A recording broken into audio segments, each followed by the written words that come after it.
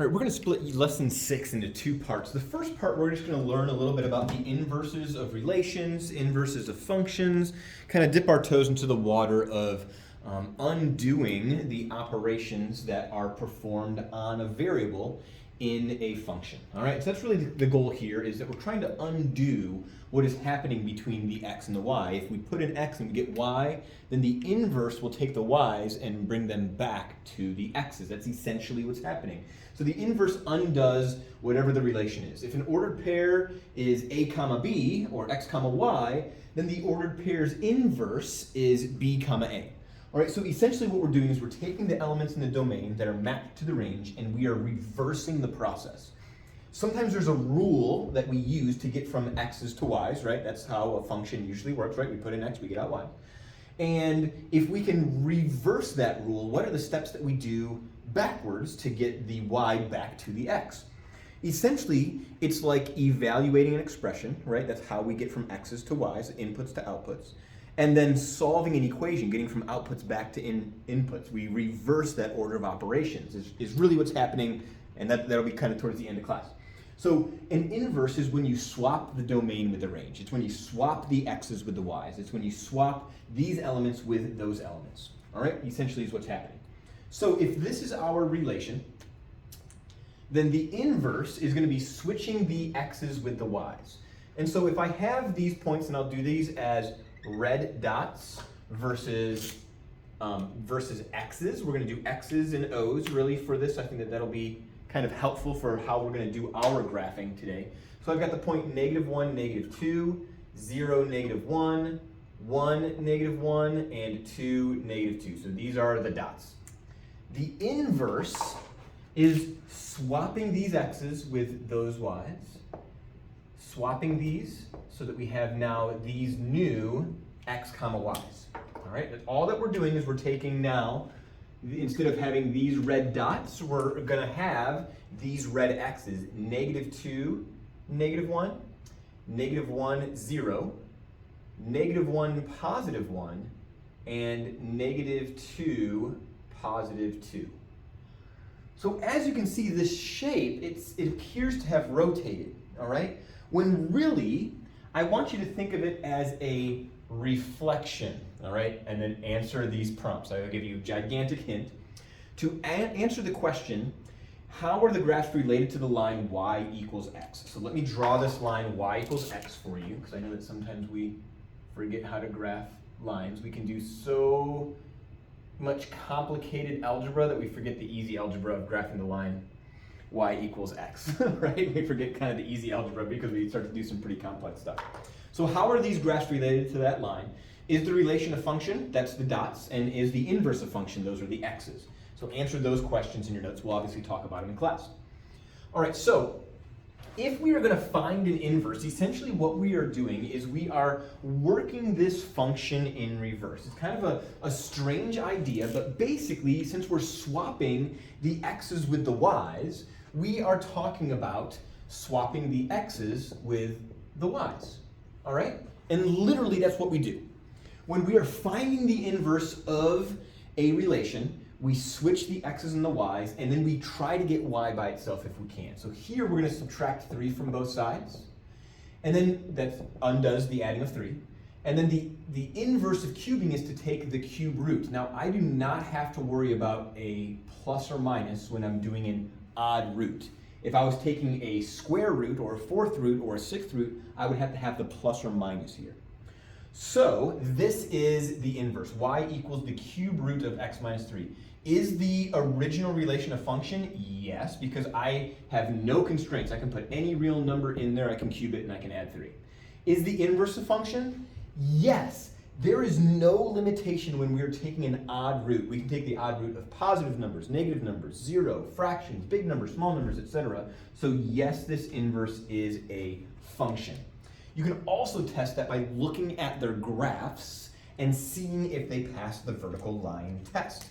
So what I'm going to do, I know this isn't good for time's sake, but I'm going to do I'm going to type them both into the calculator. Let's do math 4, that's what it is, and then x minus 3. Now, when we graph these, if I do my standard zoom window, you're going to see that these functions look like they have been inverted.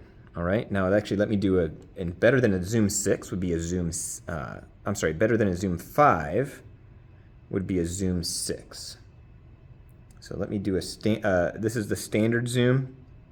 Actually, that one looks pretty good. You can kind of tell there that that's reflection. But if I do a zoom, oh yeah, zoom 5, I'm doing it right. A square zoom.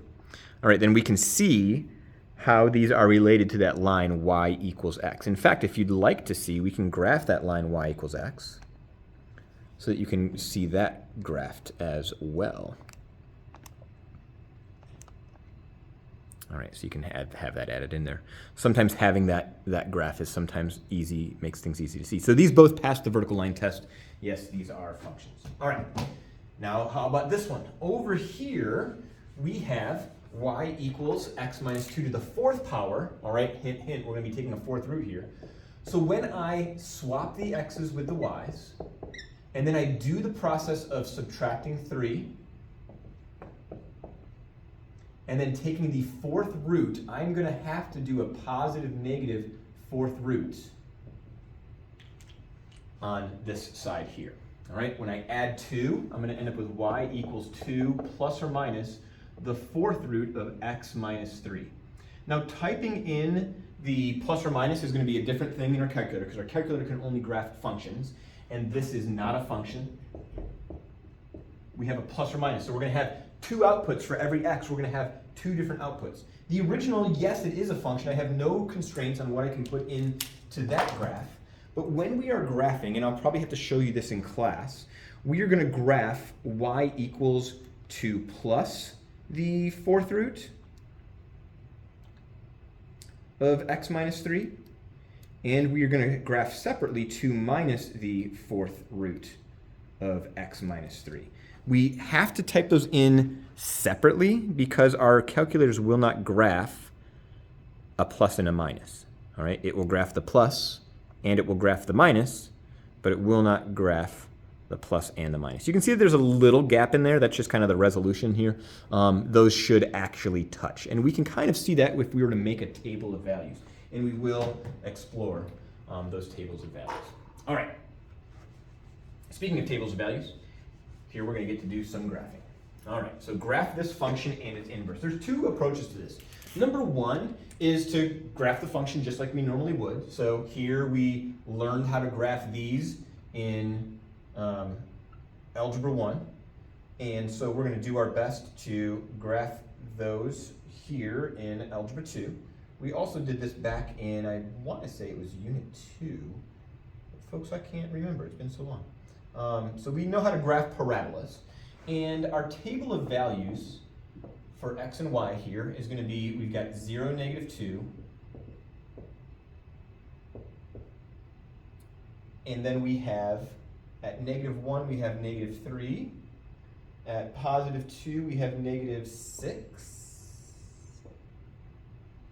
And so the inverse is, again, we're just going to switch the x's and the y's.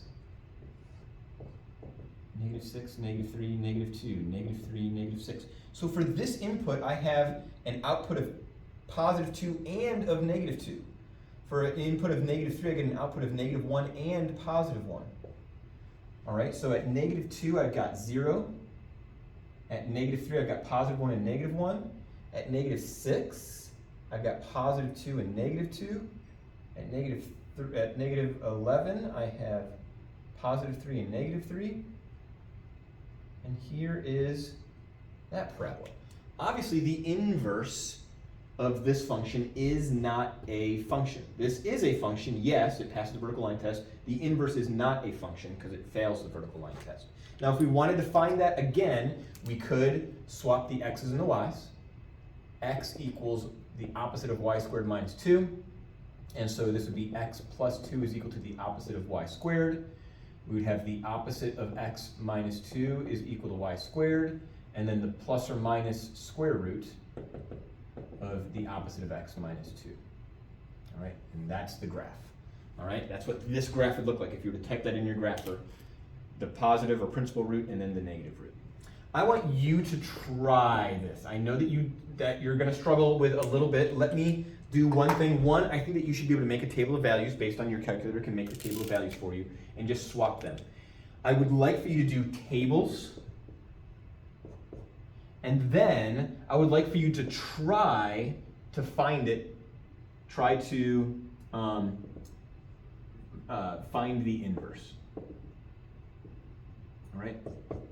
And that's going to wrap up this first part of this lesson. There's a lot of nuance here, and we want to do a very good job with trying to make our tables of x comma y's, graphing, all right, using our grapher or using our brains, flipping those around, again, using our brains or using our graphers. Like we can graph these, we just have to graph them separate. And so if you're needing help with that with your grapher, please let me know.